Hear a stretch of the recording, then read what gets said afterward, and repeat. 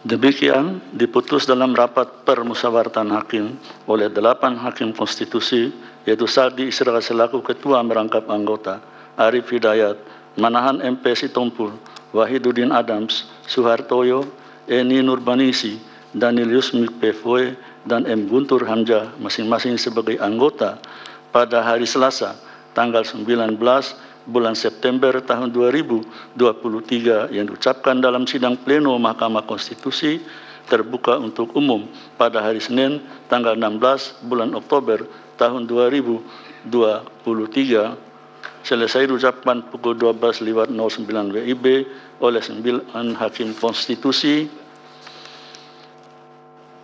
Kemudian dibantu oleh Sukri Asari sebagai panitera pengganti, dihadiri oleh para pemohon atau kuasanya, Dewan Perwakilan Rakyat atau yang mewakili, dan Presiden atau yang mewakili, serta para pihak terkait atau kuasanya.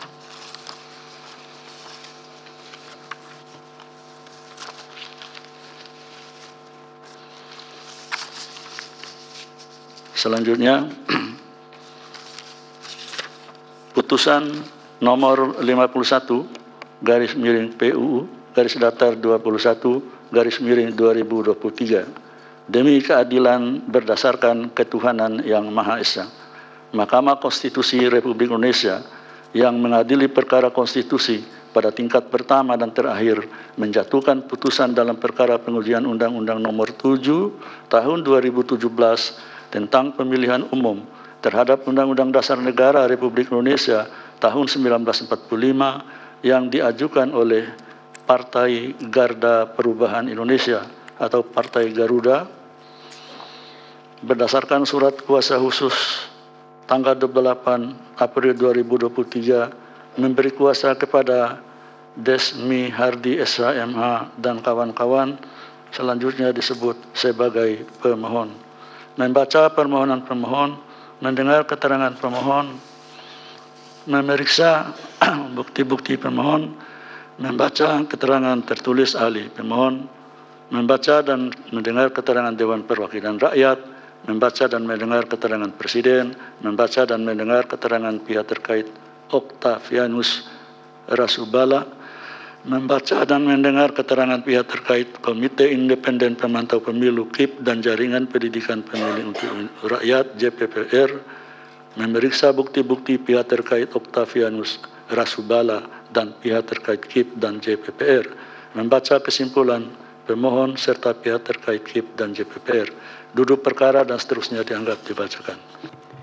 Pertimbangan hukum kewenangan mahkamah 3.1 dianggap dibacakan. 3.2 menimbang bahwa permohonan pemohon adalah permohonan untuk menguji konstitusionalitas norma undang-undang inkasu pasal 169 huruf Q Undang-Undang Nomor 7 Tahun 2017 tentang pemilihan umum, sehingga mahkamah berwenang menguji permohonan akuo. Kedudukan hukum pemohon 3.3 dianggap dibacakan, 3.4 dianggap dibacakan, 3.5 menimbang bahwa berdasarkan pertimbangan sebagaimana diuraikan pada paragraf 3.3 dan paragraf 3.4 di atas, selanjutnya mahkamah mempertimbangkan kedudukan hukum pemohon yang pada pokoknya sebagai berikut.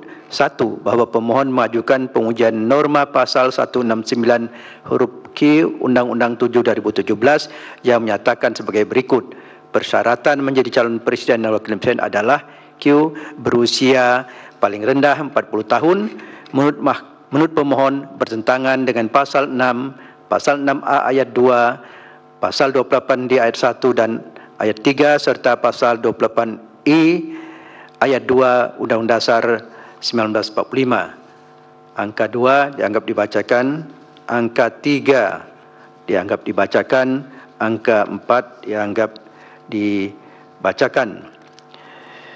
Bahwa berdasarkan uraian pemohon dalam menjelaskan kedudukan hukum dan kerugian hak konstitusional di atas, menurut mahkamah pemohon telah dapat menguraikan adanya hubungan sebab akibat kausal perban antara potensi kerugian hak konstitusional pemohon sebagai partai politik peserta pemilu 2024 dengan berlakunya norma pasal 1 69 huruf Q Undang-Undang 7 2017. Dalam batas pelanggaran yang wajar, setidak-tidaknya pemohon telah menguraikan potensi anggapan kerugian hak konstitusional yang dialami dengan berlakunya norma pasal 169 huruf Q Undang-Undang 2017 yang dimohonkan pengujiannya, sehingga potensi kerugian tersebut tidak akan terjadi apabila permohonan pemohon dikabulkan. Dengan demikian, terlepas dari terbukti atau tidak terbuktinya inkonstitusionalitas norma pasal 169 huruf Q Undang-Undang 7 2017, menurut Mahkamah pemohon memiliki kedudukan hukum untuk bertindak sebagai pemohon dalam permohonan akuo. Menimbang bahwa dalam mendalilkan inkonstitusionalitas pasal 169 ayat 1 huruf Q Undang-Undang 7 2017, pemohon mengemukakan dalil-dalil yang pada pokoknya sebagai berikut. Dalil-dalil pemohon selengkapnya telah dimuat dalam bagian duduk perkara. Angka 1, angka 2, angka 3, angka 4, angka 5, angka 6, angka 7, dianggap dibacakan. Angka 8, bahwa pemohon memiliki pengalaman sebagai penyelenggara negara seharusnya menjadi pengecualian persyaratan batas usia minimal calon presiden dan calon wakil presiden. Dengan demikian, calon presiden dan wakil presiden yang berusia di bawah 40 tahun, namun yang bersangkutan memiliki pengalaman sebagai penyelenggara negara haruslah dipandang sama. Di sini pembebanan sesuatu sesuai kemampuan dan memberikan sesuatu yang memang menjadi haknya sesuai dengan kadar yang seimbang proporsional. 9, bahwa berdasarkan dalil-dalil di atas, pemohon memohon kepada mahkamah agar menyatakan perasa berusia paling rendah 40 tahun dalam pasal 169 huruf Q Undang-Undang 7 2017 bertentangan dengan Undang-Undang Dasar 1945 dan tidak mempunyai kekuatan hukum mengikat sepanjang tidak dimaknai berusia paling rendah 40 tahun atau memiliki pengalaman sebagai penyelenggara negara. Menimbang bahwa untuk membuktikan dalil-dalil permohonannya, pemohon telah mengajukan alat bukti surat garis miring tulisan yang diberi tanda bukti P1 sampai dengan bukti P23 dan keterangan tertulis ahli yang bernama Abdul Khair Ramadan. Pemohon juga telah menyerahkan kesimpulan tertulis yang diterima mahkamah pada tanggal 5 September 2023. Selengkapnya dimuat dalam bagian duduk perkara. Menimbang bahwa DPR telah memberikan keterangan tertulis yang diterima mahkamah melalui daring pada tanggal 1 Agustus 2023 dan didengarkan dalam persidangan mahkamah pada tanggal 1 Agustus 2023. Kemudian dokumen fisiknya yang di dalamnya termasuk keterangan tambahan diterima mahkamah pada tanggal 7 September 2023, selengkapnya dimuat dalam bagian duduk perkara. Terhadap dokumen fisik tersebut tidak dipertimbangkan karena telah melewati batas waktu penyampaian keterangan tertulis, yakni pada tanggal 6 September 2023. Menimbang bahwa Presiden telah menyerahkan keterangan tertulis yang diterima mahkamah pada tanggal 1 Agustus 2023 dan didengarkan dalam persidangan mahkamah pada tanggal 1 Agustus 2023, selengkapnya dimuat dalam bagian duduk perkara. Menimbang bahwa terhadap permohonan pemohon, pihak terkait Octavianus Rasubala menyerahkan keterangan tertulis yang diterima mahkamah pada tanggal 28 Agustus 2023 dan didengarkan dalam persidangan mahkamah pada tanggal 29 Agustus 2023. Selain itu, untuk membuktikan keterangannya, pihak terkait Octavianus Rasubala telah mengajukan alat bukti surat tulisan yang diberi tanda bukti PT1 sampai dengan bukti PT3, selengkapnya dimuat dalam bagian duduk perkara.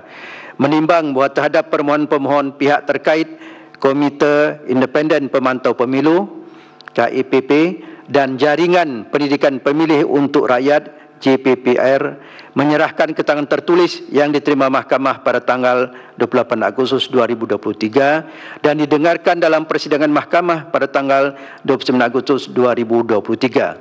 Selain itu, untuk membuktikan keterangannya, pihak terkait KIPP dan JPPR telah mengajukan alat bukti surat tulisan yang diberi tanda bukti PT1 sampai dengan bukti PT2. pihak terkait KIPP dan JPPR juga telah menyerahkan kesimpulan tertulis yang diterima Mahkamah pada tanggal 6 September 2023, selengkapnya dimuat dalam bagian duduk perkara.